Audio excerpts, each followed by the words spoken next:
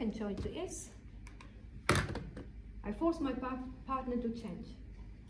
So I'm going to demand, you give me what I need or want. If you don't, I'm going to leave or coming up, yeah? Or finding somewhere else. So what happens then is your partner will start resenting you because you are now thinking, well, why should I be changing? Your partner is thinking, why should I be changing for him or her? I like the way I am. I don't want to change. You will do whatever they want, but you will do it with resentment. So you will start slowly and gradually resenting them. The third option is you learn to love them as they are, in spite of the thing that is missing. But this has to be genuine. If it's pretend, it's never going to work. You are going to.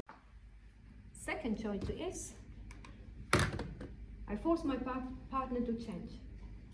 So I'm going to demand, you give me what I need or want. If you don't, I'm going to leave or coming up, yeah? Or finding somewhere else. So what happens then is your partner will start resenting you because you are now thinking, well, why should I be changing? Your partner is thinking, why should I be changing for him or her? I like the way I am. I don't want to change. You will do whatever they want, but you will do it with resentment. So you will start slowly and gradually resenting them. The third option is you learn to love them as they are, in spite of the thing that is missing. But this has to be genuine. If it's pretend, it's never going to work. You are going to remind yourself of all the qualities that you have and say to yourself, you know that 20%, it doesn't matter. I love the 80% and I love them as they are. Another way, I will teach you how to ask for that need and want, so it's being satisfied. But that will happen tomorrow. And before I go to choice number 4, Sophie, can you close that door and don't let anybody out?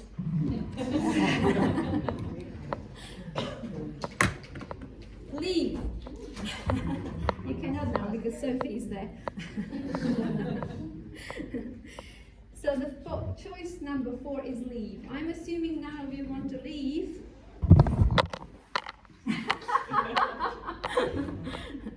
Most of you don't want to leave. Sarah is already on her way out. No, you are not. So the fourth option is not really an option, at least not on this retreat, okay? Because Sophie closed the door and she's watching it, yeah? So we are not going to leave.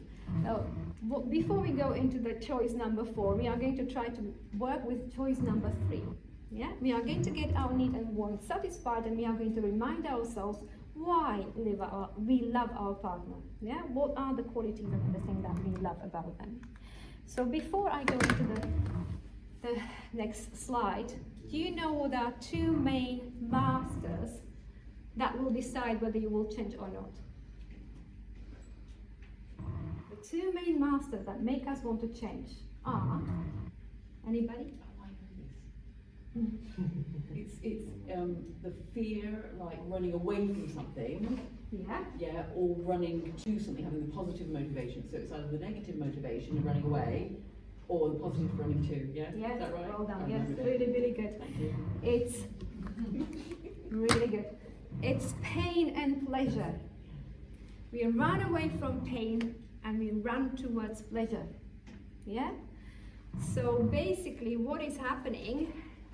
If you are experiencing loads of pain in the relationship, this is where you are more likely to run away from the relationship. Let's say if you start experiencing loads of pleasure somewhere else, it's much, much easier to run towards that pleasure. So what is going to happen mainly in relationship where there's loads of pain, people will start running away, but they have much, much, much higher motivation if they are running towards something that is actually giving them pleasure. Yeah? I'm going to give you a little story how I changed very, very quickly. It was like that, and anybody can change within seconds. Anybody can. If you experience enough pain, and then you can change very quickly.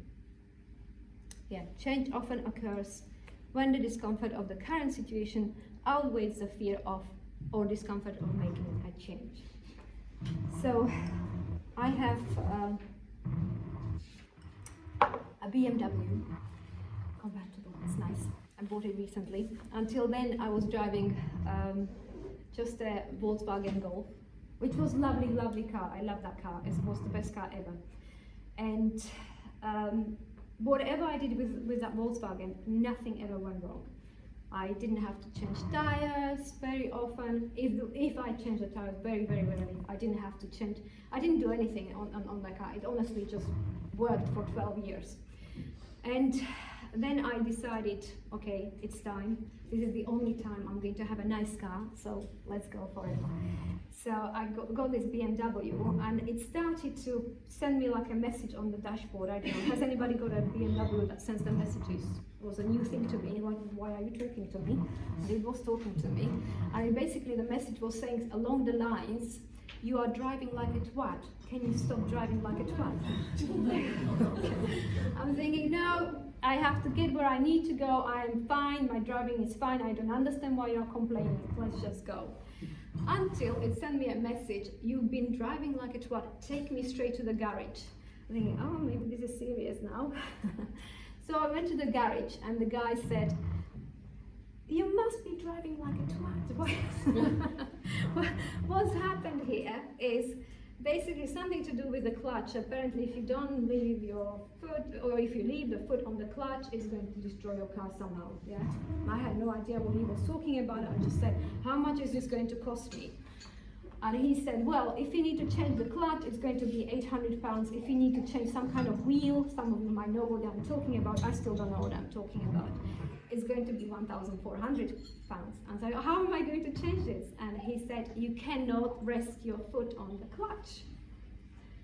And if you do, and if you get a sign there again, you will be left on the side of the road. Not only it will cost you £1,400, you will be left on the side of the road.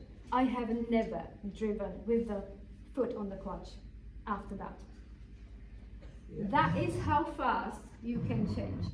If the pain of the current situation is more and outweighs the pain of what is going to happen